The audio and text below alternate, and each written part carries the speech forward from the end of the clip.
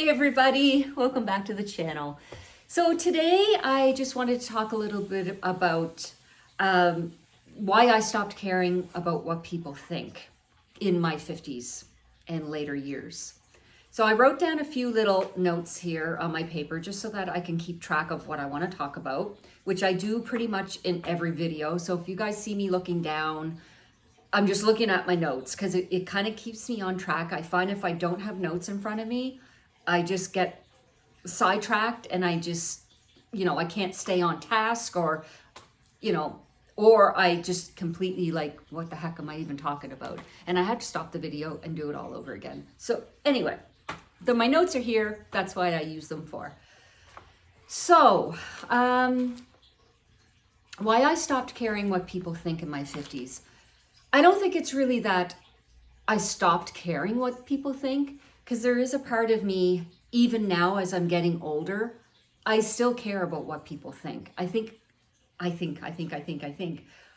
always going to care about what people think. And we all do it, as human beings, we do it. When we're little kids, we want to impress. We do care about what people think. We want to impress our parents. We want our parents to be proud of us.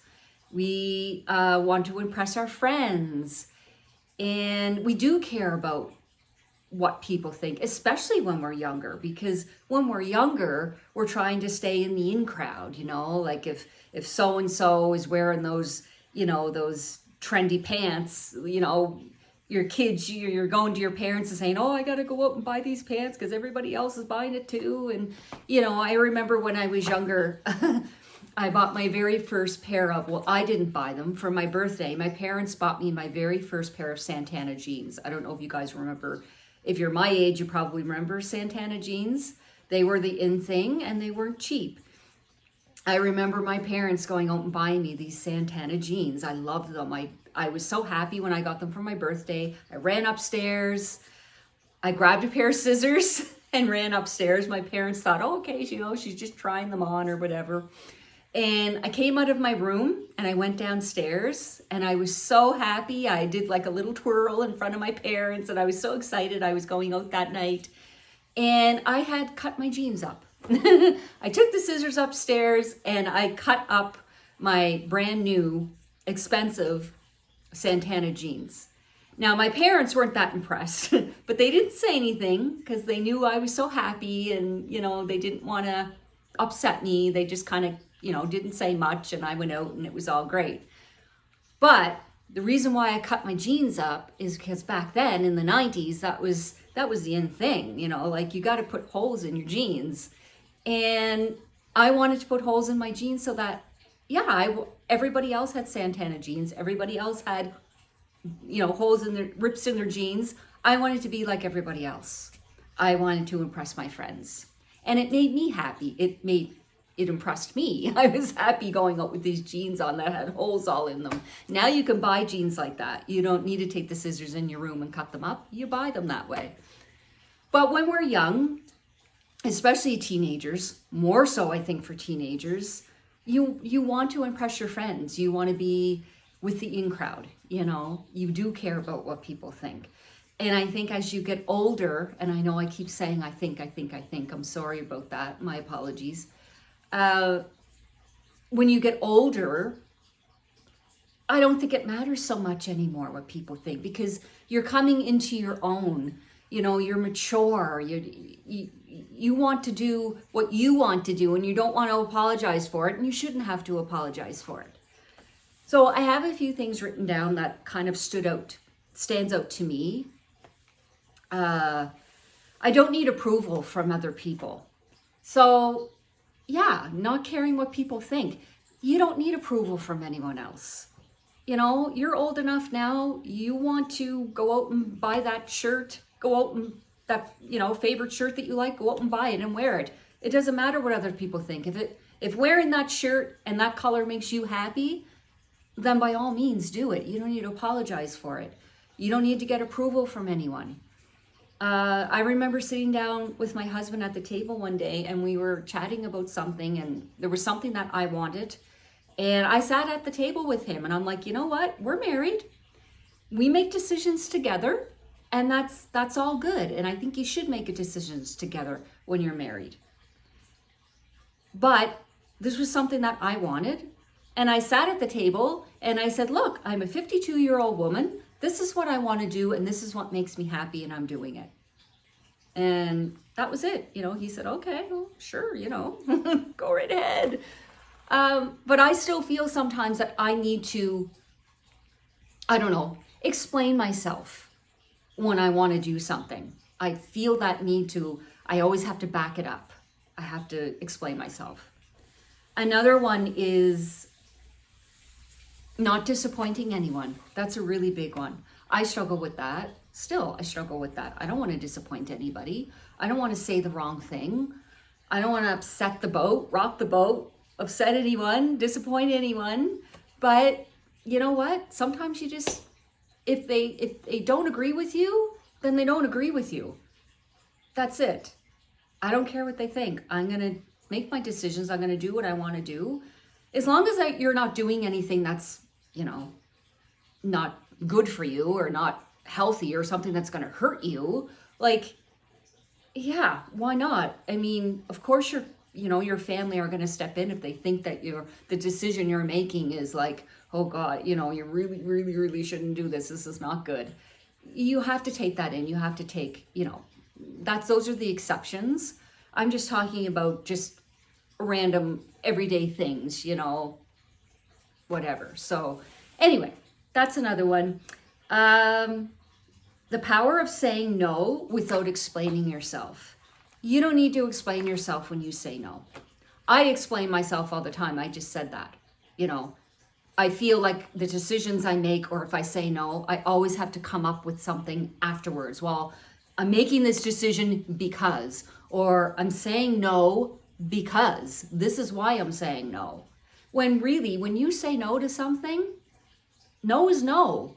You don't really owe anybody an explanation. People pleasing is exhausting. Oh, this is another one because I people please all the time. I really do. And I'm struggling with it as I'm getting older still. Yeah, the people pleasing. I'm just going to leave it at that.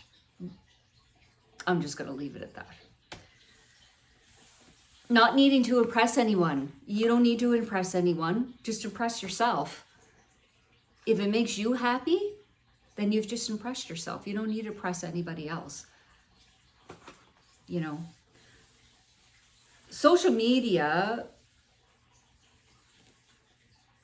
I don't know what I just wrote here. Sorry, guys, I don't know what I just wrote here. Something about social media. Oh, yes, social media is a big thing. Being on social media. So when you put up a post on Facebook or on Instagram, wherever,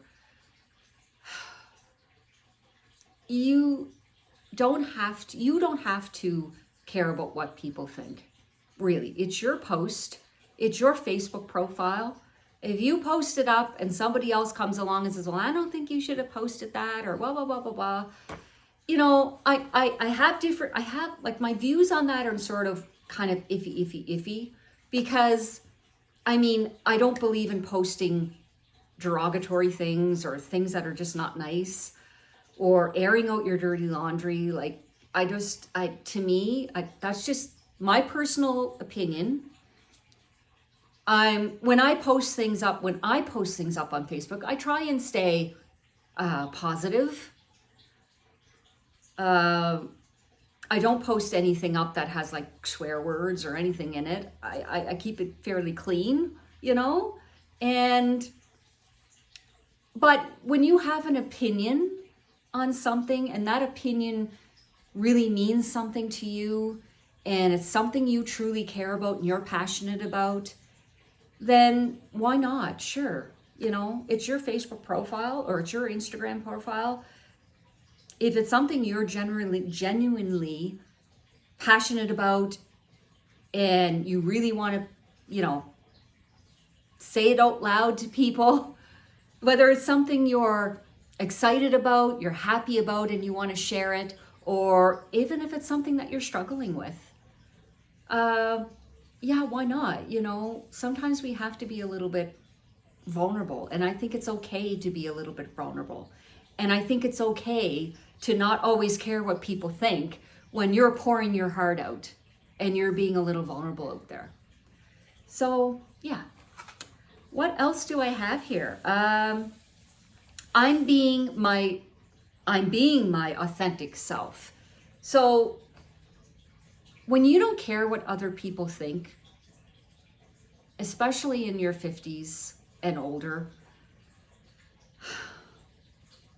you are being your authentic self. I think when we get to an age where we're in our 50s and 40s, we are being authentic. And why wouldn't you be authentic? You're not trying to prove anything to anyone. You're just being yourself. And I think that's a really big one. Just be yourself. Be authentic. Be you, you know. Being misunderstood no longer scares me. Well, yes and no. I don't really want to be misunderstood. I want the truth to be out there. But in the same breath, I also feel that the people who might be misunderstanding you are just, maybe they're just not your people, you know? When you put things out there and you share your authenticity and you share your truth and you share your story, you're being authentic. And if those people that love that about you and they understand that about you, they're going to follow you anyway. They're not going to misunderstand you. They're your people. The people who misunderstand you and take you the wrong way and be like, oh, she's being like this, whatever, maybe they're just not your people, you know? So my takeaway from this is just be yourself. Be yourself. Be true to yourself. Do what makes you happy. And no, you really shouldn't care about what people think. You've gone through a lifetime, half of your life. If you're in your 50s right now, you're over half your life. You've lived half your life. This is the next chapter.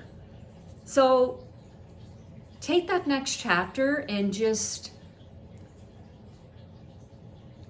be yourself. Be your authentic self. Speak your truth. Do what makes you happy. And that's it, you know? So anyway, guys, my name is Shelly, and this is Fearless at 50. All right, take care. Bye.